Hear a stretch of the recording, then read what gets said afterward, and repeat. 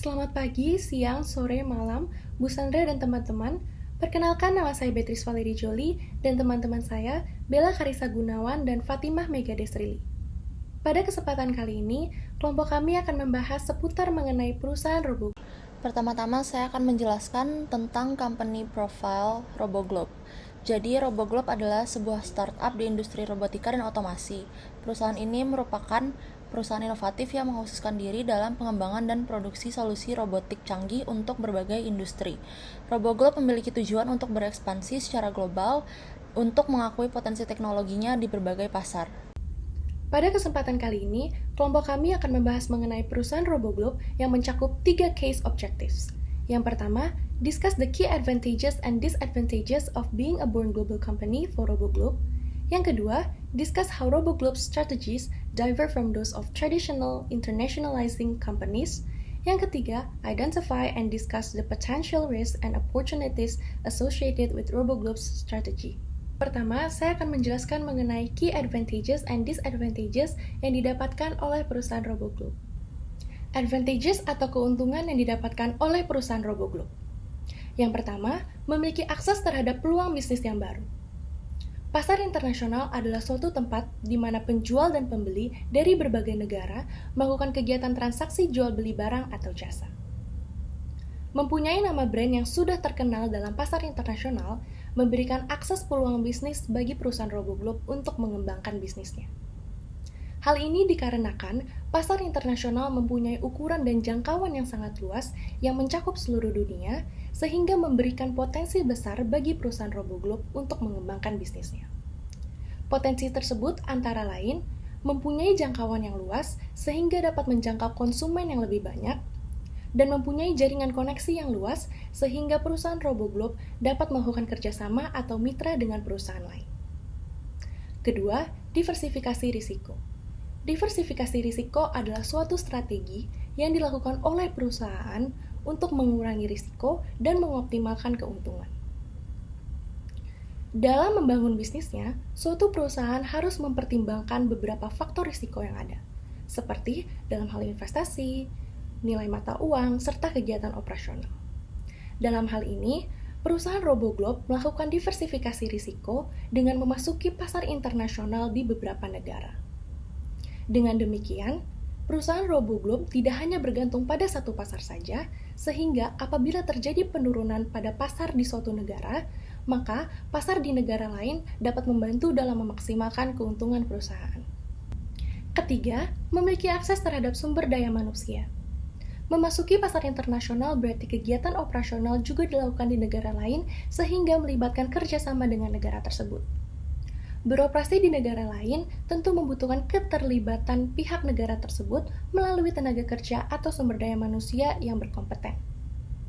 Sumber daya manusia menjadi salah satu faktor penting yang tidak dapat terlepas dari suatu perusahaan karena mereka bekerja sebagai penggerak untuk mencapai tujuan. Dengan demikian, mereka dapat memperkuat tim dengan keahlian yang tidak terbatas untuk menyalurkan ide atau inovasi terhadap pengembangan teknologi yang dibutuhkan.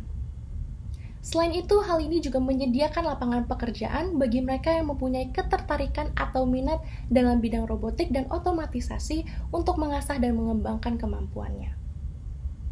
Keempat, mempermudah kegiatan operasional. Saat ini, kehadiran teknologi memegang peran yang sangat penting dalam semua bidang kehidupan, terlebih dalam bidang bisnis. Teknologi didefinisikan sebagai suatu sistem yang dirancang oleh manusia untuk mempermudah kehidupan sehingga aktivitas menjadi lebih efektif dan efisien. RoboGlobe memanfaatkan teknologi untuk memasarkan produknya secara digital sehingga RoboGlobe dapat dengan mudah menjangkau konsumen dari berbagai kawasan hingga ke mancanegara. Kekurangan yang dialami oleh perusahaan RoboGlobe. Yang pertama, perbedaan nilai mata uang asing. Perusahaan born global berarti suatu perusahaan dengan tingkat penjualan 25% dari pasar global. Sebagai perusahaan born global, RoboGlobe melakukan kegiatan ekspor dan impor yang melibatkan kegiatan transaksi jual beli dengan mata uang yang berbeda. Apabila permintaan atas suatu mata uang meningkat, sementara penawarannya menurun, maka nilai tukar mata uang tersebut akan menguat. Sebaliknya, apabila penawaran sebuah mata uang meningkat sementara permintaannya menurun, maka nilai tukar mata uang tersebut akan melemah. Kedua, Regulasi dan peraturan bisnis suatu negara. Regulasi bisnis merupakan sebuah pedoman yang mengatur etika dan praktik bisnis. Setiap negara mempunyai peraturan bisnis yang disesuaikan dengan kondisi dan budaya negaranya.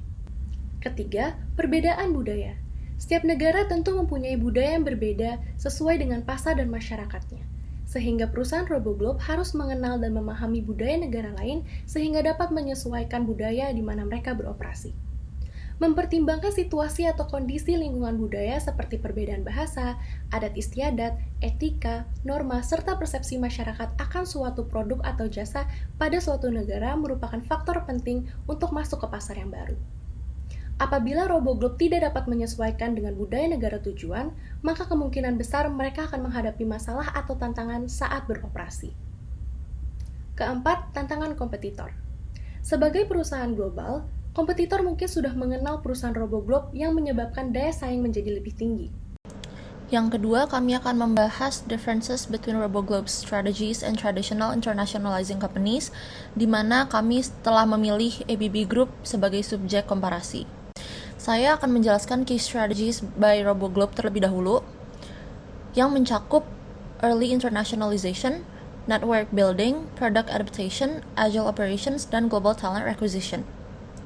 Pada early internationalization, RoboGlobe memasuki pasar global secara cepat memanfaatkan platform digital seperti situs web dan sosial media untuk penyebaran dan pembangunan merek mereka.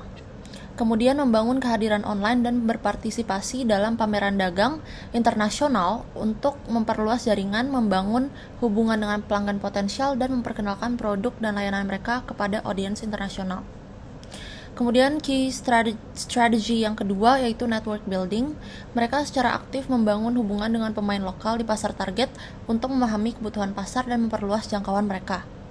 RoboGlobe juga mempertimbangkan dengan cermat kebutuhan lokal dan regulasi di setiap negara atau wilayah yang mereka tuju. Kemudian RoboGlobe memperhatikan sensitivitas budaya di pasar yang mereka ekspansi.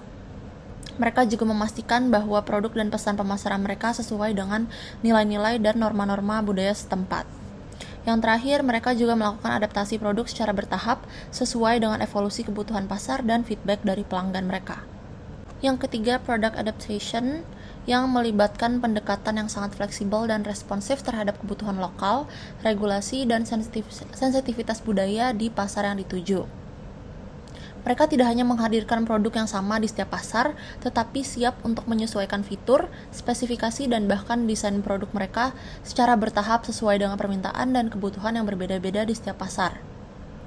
Dengan mempertimbangkan kebutuhan lokal, termasuk aturan dan standar yang berlaku, serta nilai-nilai budaya yang penting bagi masyarakat setempat, RoboGlobe dapat menyesuaikan produk mereka agar relevan dan dapat diterima dengan baik di pasar yang baru.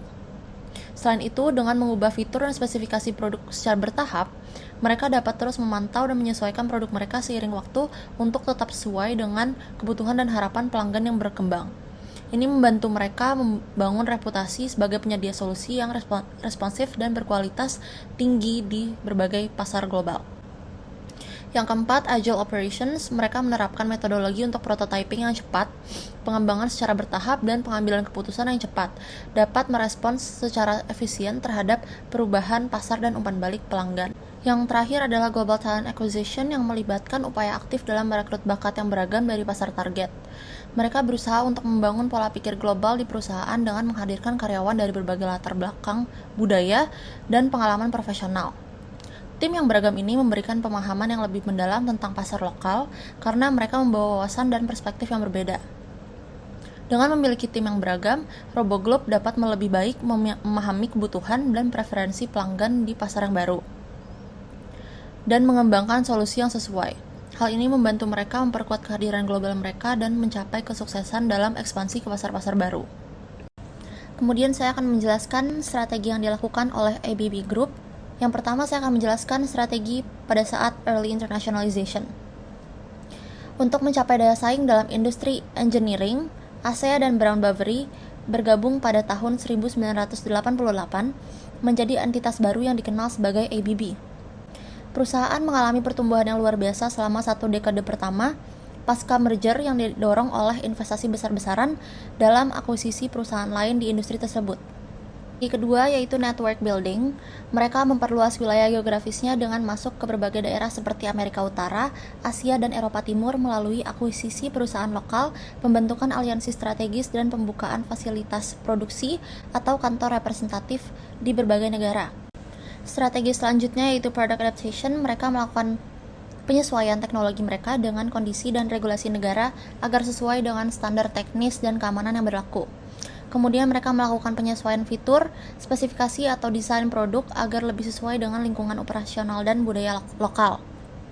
Kemudian ABB dapat mengembangkan produk baru yang dirancang khusus untuk memenuhi kebutuhan pasar tertentu.